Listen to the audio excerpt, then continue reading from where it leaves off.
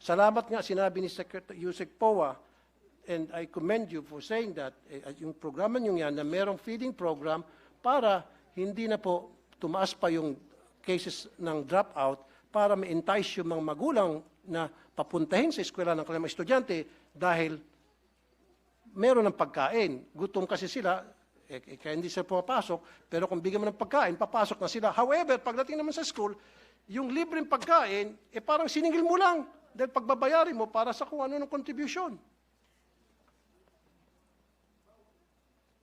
Sir, ano po yung tanong nyo?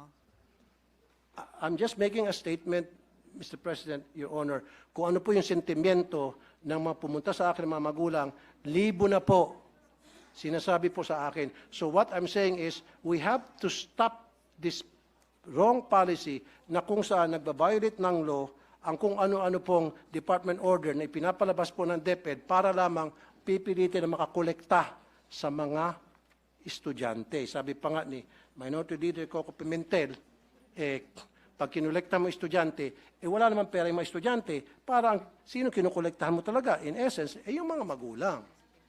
So, for me, change that policy. Huwag na ho tayo mangolekta. Zero collection na talaga, voluntary or otherwise, tulad na nakalagay sa batas. Okay? Except for Red Cross, Girl Scout, Boy Scout, and Barrio High School. Let's stick to what the law says.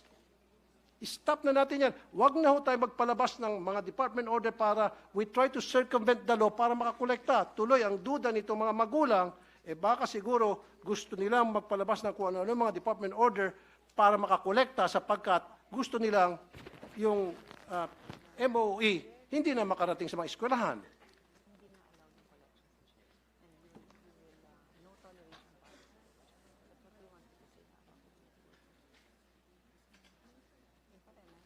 Now, may I add, Mr. President, Your Honor, kung sasabihin nyo lang sa akin ngayon na kayo po ay mag-issue ng department order telling all schools under DepEd, let's stick to 5546, period. And I will sit down. Otherwise, kapag hindi, magpipilit kayo, abutin tayo dito hanggang madaling araw. And I will not stop because I know I'm right.